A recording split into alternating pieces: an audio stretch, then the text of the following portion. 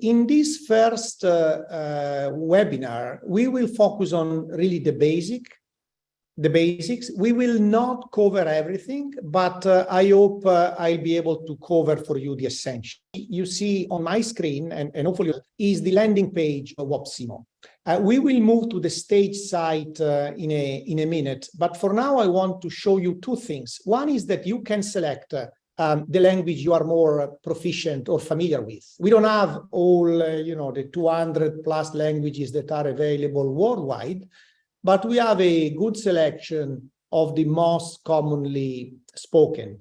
And we may develop new languages if there is a case. So if any one of you has any specific needs or want to make a case, please let us know. The languages that are available are there.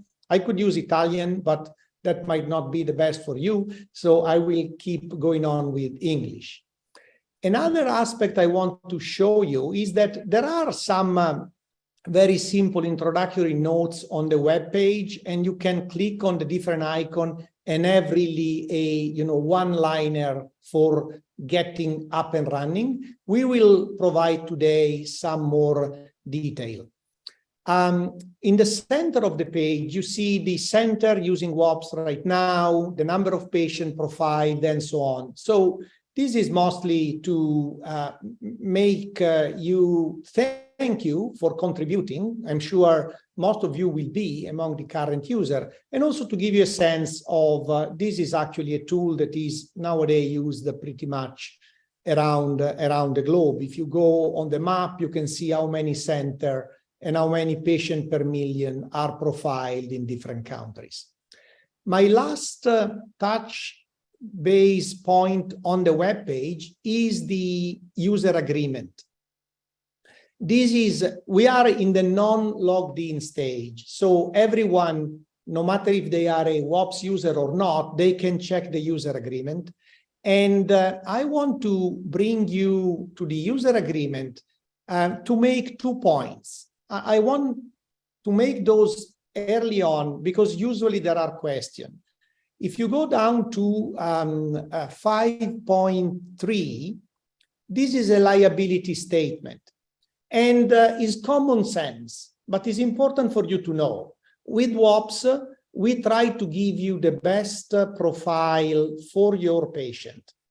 But there are 2 limitations we all need to be aware. One is a statistical software, is a modeling program. And as any model, can be right, can be wrong. It's like weather forecast. It's like, stock option market forecast.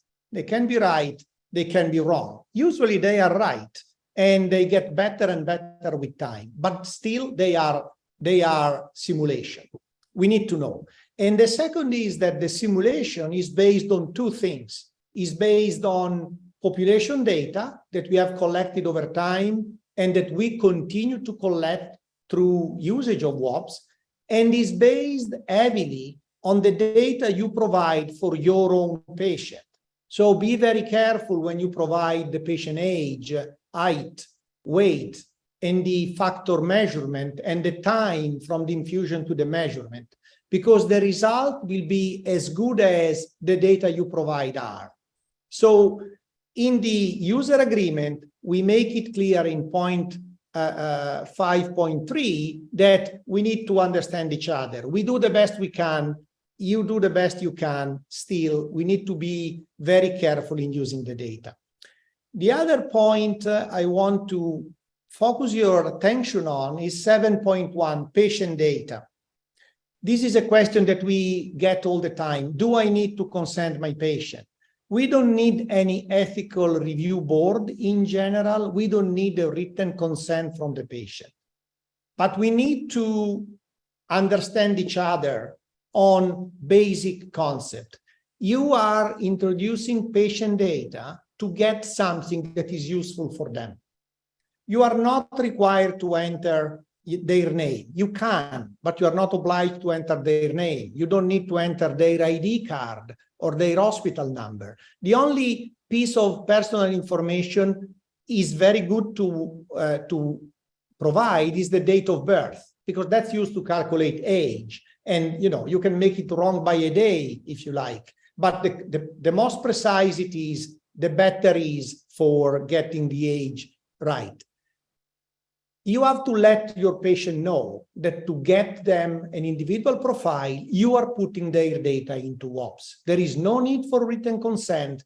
There is no need for ethical approval, but there is a gentleman agreement between us and you and your patient, that you have told your patient that you are providing some of their data into the system for getting their profile.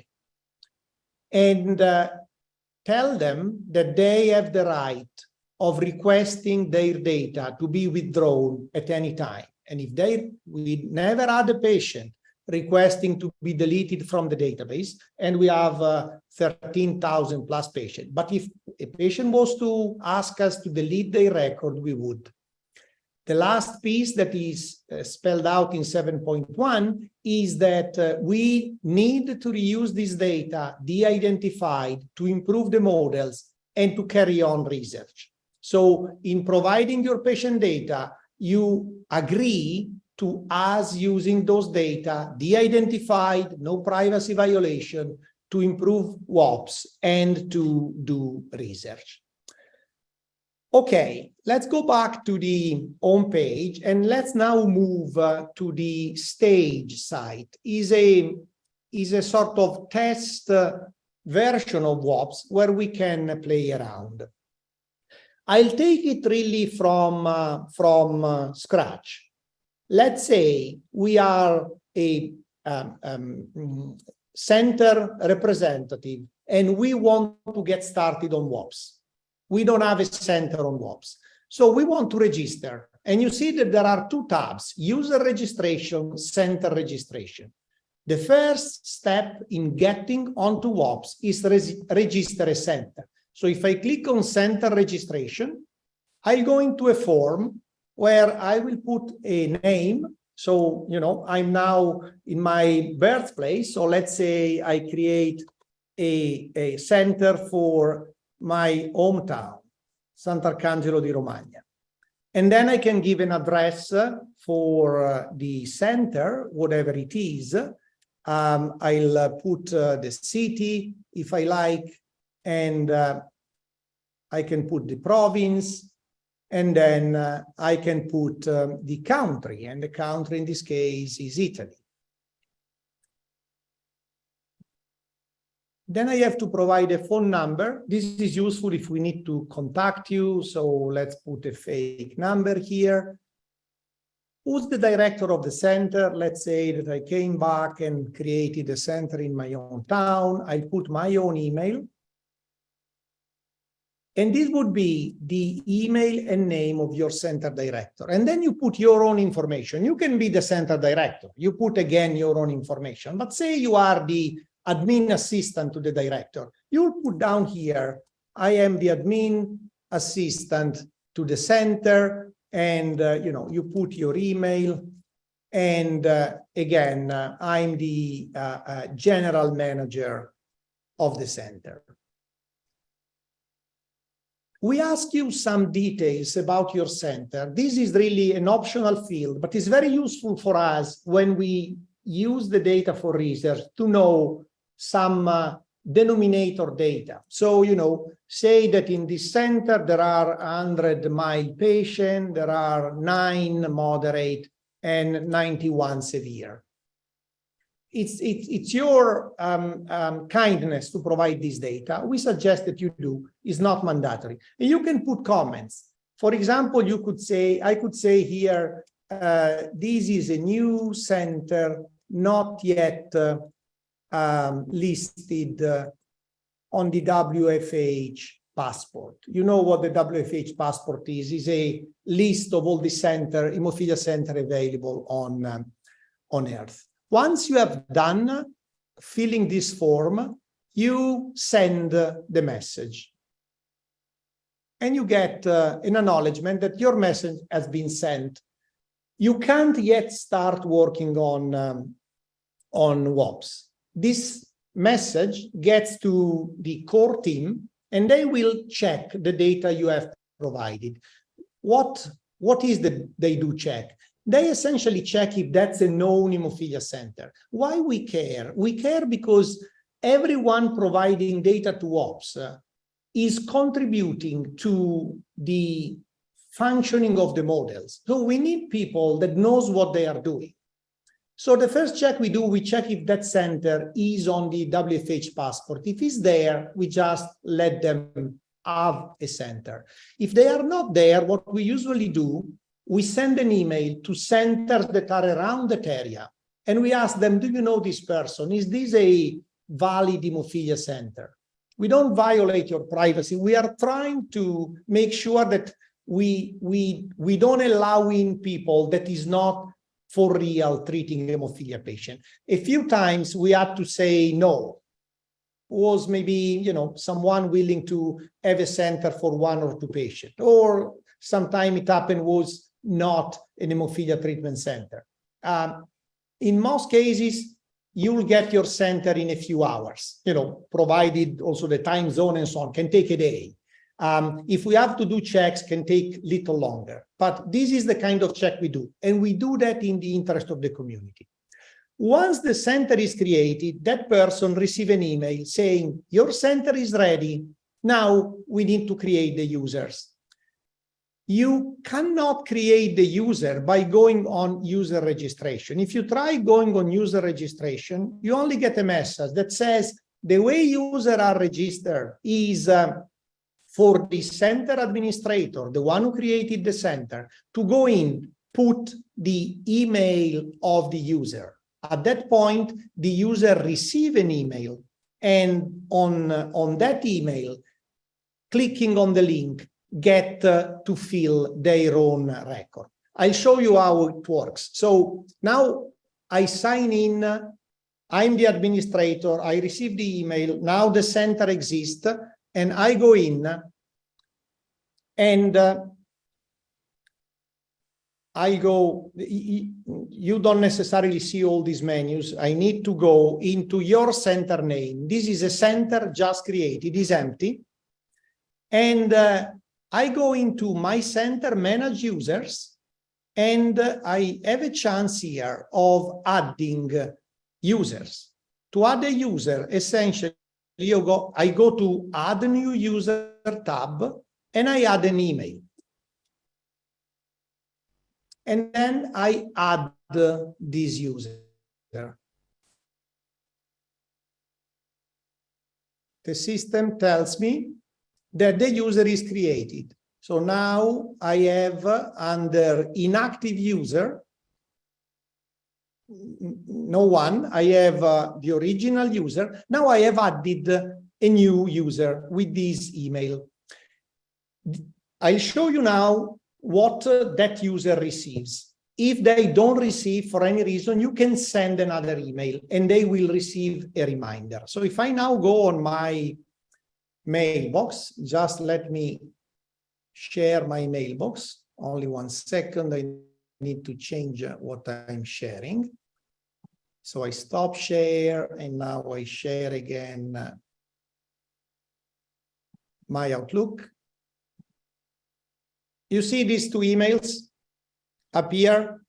This is the email that I just generated. And it says, this center has been approved as a satellite center for the WAPPS-Hemo project. You have been approved to register as a user. Click here to register. Give me a second. I need to log out from WAPPS to show you what happens. So if I click here, I go, apologies, I have to share again my browser. I go on this page. So my administrator has added me. This is my email. This is my center name. And now it says, okay, what are you? You are a doctor, a nurse, an administrator, a data manager. I'm a doctor. My name is Alfonso. I fill for myself. I put my telephone number and I choose a password that I will use to access the system later on. When I'm done, I submit. I hope it doesn't look complicated to you. Someone create a center, add the email of all the users in the center. Each one of them receive an email, click on a link, fill their information, choose their password, and we are up and running. That's creating a center, creating a user. Now, let me go back into the empty center. What else can I show you? Let me go again, sorry, to the empty center. Okay. Now, you may not see all of these menus, depending if you are a doctor, a nurse, or in my case, I'm sort of dad here, so I have plenty of menus to do a lot of things. You will see some. One of the menu you see is My Center, and we'll go there in a second to do some extra function you have to do before you can register patient. But before going there, I want to show you that under Documents, you have User Manual. I will try to cover most of what is needed to become a proficient user of WAPPS during this webinar series. But if you have doubt, if I'm not clear, or if you just prefer to read through to use as a consultation tool, you can go under Document, click on User Manual, and you will see a 75 pages document. This is version 5.5, was released in May 2023. There is an index, and you have a description of all the functions, adding a patient, retrieving a patient, editing a patient, and so on. And then, merging patient, information about the dashboard, requesting a PK. Everything you can do in the software is covered in this handbook. And you can access it once you are logged in under Documents. Okay, let me go back to this page. Okay, what else do I need to do?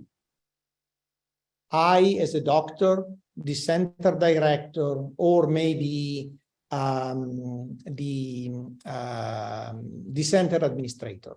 User, we saw already. Let's say someone leaves the center. I can go here and I can make a user inactive. They leave, we delete the record or we'll make them inactive. I can add new users. Someone else joined the center. We add user anytime a fellow joins our center. We go there, create a user for the fellow. When the fellow has done his period, we inactivate their user and so on. And then you have to manage factor concentrates. So to make it easier, we don't let every center handle all the possible concentrate. You have to choose which one concentrate you want to see in your center. There is none active in this center. This is brand new. So to add a new factor concentrate, you go on this page where you have the list of all the concentrate available on Earth. And let's say we want to activate Covaltry because we have Covaltry and we want to treat patients with it. So we choose Covaltry. We have to tell the system what you usually do in the lab to measure Covaltry levels. We use a one-stage PKT based with a generic standard. I click on Add Factor Concentrate, and I'm done. Now, if I go under Active Factor Concentrate, I have Covaltry. I'll show you something more that you may need to do if you select a long-acting concentrate. So if I go to add a new factor concentrate, and this time I add GV, and GV, you know, is a factor 8 long-acting. Again, I have to tell which test and which standard I use. I activate. But now I get a different message. It says, you have added concentrate. Please take a moment to indicate which reagent your lab uses to measure this concentrate. Because for most long-acting, it makes a difference. which reagent you use. And if you specify the right reagent, you will get more precise estimate. Where do I do that? Now, if I go under active concentrate, I have Covaltry and GV. I can go to default reagents here, and you'll see that for GV, I have to select for the one stage which reagent I use. If I click on this arrow, you'll see some guidance for you. There are reagents that are supported by current guidelines. It's nice if your lab use one of these. There are reagents not discussed. So we don't know if it's good or bad to use these ones. The guidelines are silent. And there are some that we know that are not the best to measure GV. And you will find different lists for each of the long-acting, for GV, for Dinovate, for Idelvion, and so on. So let's say our lab uses DAID actin FSL, and I say, okay, this is the one we use. And then I do the same for chromogenic. For chromogenic is easier because, you know, in this case, any of these reagents can be used, and you pick the one that your lab uses. Say that we use the COA test. Once you're done, you save. And now you're ready. Now the system knows which reagent you use. At this point, we can go on the menu Patients.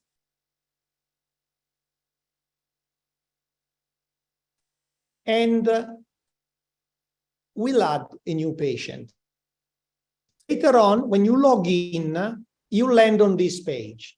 If you go out and in, to make it easier for you, this is the page where you'll do most of the work. So when you log in, you land on this page. If you have selected a different language, the system will remind your language and will open up in your own language, but we'll always go to the patient page.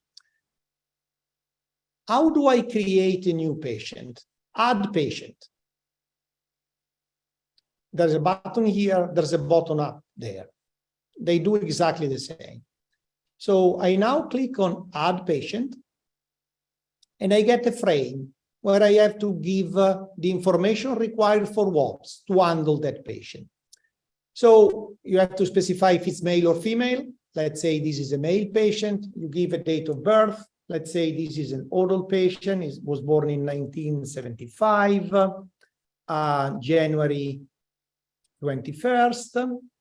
And the system will calculate for you the age. This is a 48-year-old patient. You give an ID. You can call it, you know, My Center Patient 1.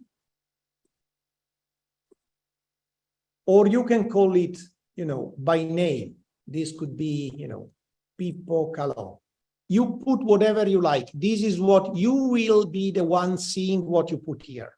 Whatever you put here is what will appear on the reports, what will appear on screen for you for that patient. You can use whatever you want.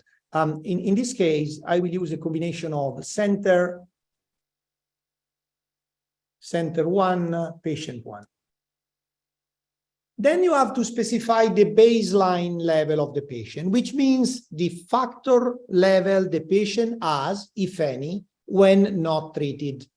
And here is the first place where you need to be careful. And you need to, we have tried to make WAPPS as much as possible thinking like you do. But for this specific aspect, we have to stick to science. So we don't collect factor level in %. We collect them in IU per ml. So 1% is 0.01 IU per ml. Most severe patients are defined as below 1%. So you click on the below, the less sign, and then you put 0.01. The system tells you this is less than 1%. Say the patient was a moderate patient, 3% would be equal to 0.3, and the system would tell you this is 3%. A mild patient with 12% equal to 12% would be 12%. I want to create a severe patient, so I say less than 0.01. you may have, your lab can be able to measure down to 0.05. And you can say, this is a severe patient, my lab defines severe as less than 0.05, less than, 0.5%. Then you have to tick this box. This box tells you, reminds you for every single patient you enter in the system that you are taking responsibility to inform the patient. You are entering some of their data into the system. We don't need a signature. We don't need a piece of paper. We just need you to make us confident you have talked to your patient. Whatever you feel is appropriate for you to tell. So you tick this box, and then you can provide additional fields. If you plan to use my WAPPS for the patient, you will need to put the email. You can put it now, you can put it later. This is just to make it easier for you later on. If you have the patient in front of you, you're having a conversation, you say, do you think you will use my WAPPS apps? Yes, I will. Which email will you use? And then you put the email here. If not, if you don't put it here, you can put it later on. No problem. Blood group. For hemophilia B patient, there's really no value. For hemophilia A patient is very important. So if you know the blood group, put it here. It will make the prediction much more precise. So let's say this is a blood group type O patient.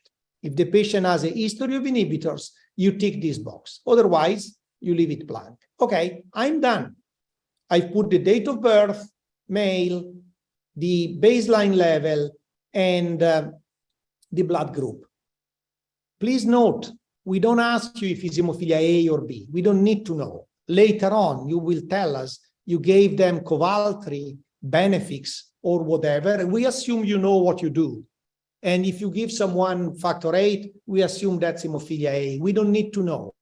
And again, that would be a personal piece of information we don't want to know. We don't need and we don't want to know. Okay, once you are done, you save the record. And now the patient appears here. Now in your list, you have center 1, patient 1. Now that you have the patient, you can record for that patient an infusion, which is the last bit we will cover today. Today we get to, you have created your center, you waited a few hours, you have created your user, everyone did their due diligence, you set your reagent, you created a patient, now you request a PK study. Then we will see next time what you do with the PK study, how you use it for creating a treatment plan, and so on and so forth. So let's move on into recording a PK study for this patient. You go into the patient, so you click on the patient name, and you go into the patient record, and you see there are tabs. Over the series of webinars, we will cover PK studies, treatment plans, setting for the app, patient infusion, and so on. For now, we focus on PK studies. Again, we want to report, we want to enter into WAPPS a PK study. Add a PK study is the function. I click on it, and again, I have a frame to fill. This is the way the software works in general.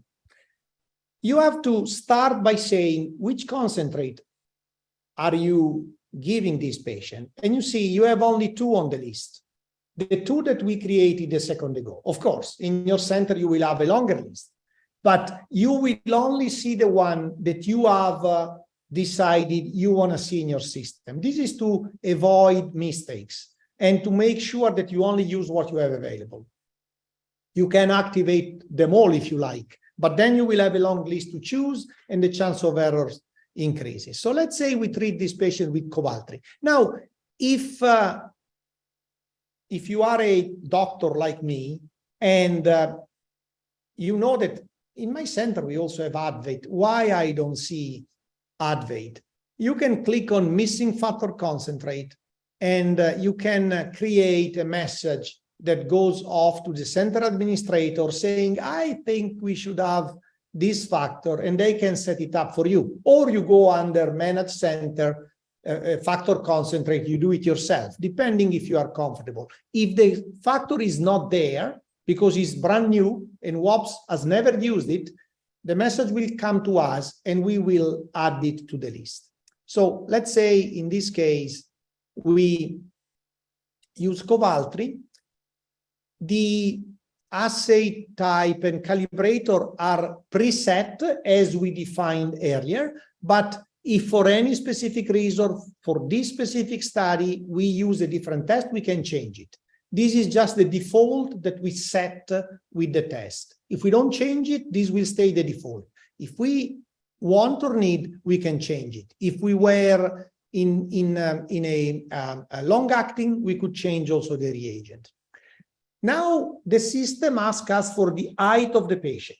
Why now? Well, because of different PKs done at different times in children, the age will change. So we don't collect the age when we collect the patient. We only collect those things that don't change: blood group, baseline level, date of birth. The height, the weight, we collect with the infusion because they may change one infusion to another. So say this is an adult patient, say he's 175. Again, centimeters. A common mistake is that we get 1.75. People think that they are adding height in meters. Now, we could capture these and say, oh, there are no human beings of 1.5 centimeters. We don't do, so sometimes this mistake happen. Be careful of the unit of measure. Centimeters, human beings usually are 100 and something, 200. Body weight in kilograms. If you are in the British or North American world, you may need to convert from pounds. Say this is a standard patient of 75 kilos. And now we have to indicate how much factor we gave in the infusion we are using for the study. And say for 75 kilos, we gave this patient 2,000 units. The system will tell us, okay, that's 26 IU per kg. Check this number, because if it was 2 units per kg, you have done some mistake. You don't infuse any patient with 2 units per kg. Or if it was, you know, by mistakes, you said 20,000 units, it would say 266. There's also a flag here. Are you sure you gave so much factor to this patient? So simple frame, but be careful. One note, we assume that you are reporting measurement done for patient on regular prophylaxis. Sometimes and I'll show you later, sometimes looks like the data are for an infusion given for a bleed because the patient is infused and the pre-dose is 50%, which usually is when you treat a bleed with high intensity treatment. You can do that, you can, but the result will be very, very unreliable. The best result, the best PK profile you get if you report measurement after a prophylactic infusion. So 2,000 units, and then you say when this dose was given. Let's say it was July 15, and was an infusion the patient gave to themselves at 8 a.m. Now the system asks you how long the infusion was. You can put 0, was a bolus, or you can put 3 minutes. We need a number there. There was a period where we were assuming 0 if you were putting nothing. I believe right now you need to put a number. So if the infusion was long, it's important to know it took me 15 minutes to do this infusion. I had to go very slow for whatever reason. Sometimes with plasma-derived factor, they can be foamy or large volume, it can take longer. For most recombinant, this will be either 0 or 1 minute, 3 minutes, something like that. Then there are optional fields. The one that is important to put if you know is von Willebrand factor. Say this patient had 80% von Willebrand factor. You can put it here as, again, IU per ml. And there's a note field. say, you know, this infusion was close to surgery or whatever. Anything that you feel is important for us to know, you can add to this field. Once you are done, you save the infusion. Again, you have provided biometrics, you have provided the dose, the time of the infusion. If you save, you get a message that you were successful. Now you have the infusion for your patient. This is the number that WAPPS has assigned to the patient. Your patient is center 1, patient 1, male, severe. You have infused Covaltry, 2,000 units on this day at this time. This is not enough for us to calculate PPK. We need to have some factor measurement. So now you add the factor measurement. You click on Add Measurement, and now you have to provide a time and a measurement. So say you, after 1 hour, so the infusion was 15th of July at 8, say at 9, you have measured this was 25 units, say, you know, 0.75, which is 75%. So 1 hour after, 75%. And you say, and now you have that after 1 hour, you have measured 75. And now you are ready to add a second time point. And say that for this patient, 10 minutes before the infusion, the patient was in clinic. If it was at home, very likely you don't have a pre-dose.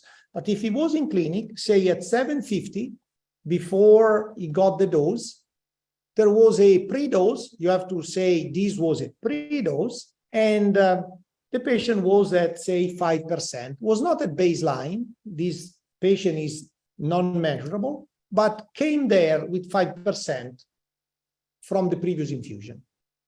You save, and this goes there. Now you have 10 minutes before was 5%, after 1 hour was 75%. Say I have another measurement before the patient goes home, so at 11, 3 hours after, say was, I don't know,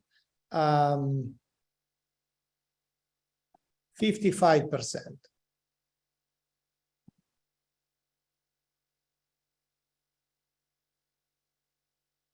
Now you have three, say you have provided all the information. You may not be able to do it same day because the patient is there the day, get the infusion, you do the blood drawings, you send them to the lab. It may take a day for you to get the result back. So the patient goes home, you go home, unless you sleep in the hospital. And then the day after or 2 days after, you receive the result from the lab. You now have everything you need. You go in and you report all the detail. Once you are ready and you have provided all the data points, you request the PK. You click on Request PK. When you request PK, the system tells you, do you know when the patient infused before this infusion? And of course, you only know if you have noted somewhere. So it says you reported an infusion done at 8 a.m. on the 15th of July. Do you know what was the previous infusion? And I say, yes, this patient is on PROF, so he gave themselves 2,000, and he treats every other day, so he infused on the 13th in the morning before going to work at 7:30. You may not know. If you don't know, you don't provide the information. And the system will do what they can. But if you know when the previous infusion was, it's very, very important for you to provide this information. And then you go to next, and you can save these previous infusion, and the PK will be submitted. Let me show you something. let's say I didn't have the pre-dose, which is also a way of showing you what if I did a mistake. I can go here, I can unlock this infusion. I click on the lock, it opens up. It tells me, make sure if you do changes, all the PK will be deleted. Fine. Now I can edit this result. I can go in and edit, and I can say, oh, this was actually not 0.5, was 0.6. I save it. And now it's 0.6. Many times you send a PK and I review your data and I tell you, I think you did a mistake. Unlock, fix, send it back. This is what you will do in that case. You unlock, edit, and send it back. But let's say I want to delete this pre-dose. And I'll tell you why. I delete the pre-dose, clicking on the X. Now I only have post-infusion data. I don't have the pre-dose anymore. If I request the PK now, the system asks me, do you know the previous infusion data? And I can tell yes, 2000, 2 days before. Or I can say, I don't know. I honestly don't know when this patient infused. And then in this case, since I don't have the pre-dose, the system tells me, okay, but can you at least tell me what the prophylaxis regimen is for this patient? The system is trying to get the information to calculate the pre-dose level during standard prophylaxis. That's critical to get a correct estimate. So it says, okay, I understand you don't have a pre-dose. I also understand you don't know when this patient infused last, but can you tell me the regimen for this patient? And so I say, yes, I know this patient is on an irregular regimen. He gives themselves 2000 on Monday, 2000 on Wednesday, 2000 on Friday, or whatever it is, 2000 every 3 days. I save. And now, if I save again, this is submitted. Is ready for submission. I have provided the regimen information or the pre-dose information, and I can submit my request. When you submit a PK request, this gets to the PK engine in the backend, and the PK engine produces an estimate. But you don't get it immediately, because we want you to get only reliable estimates.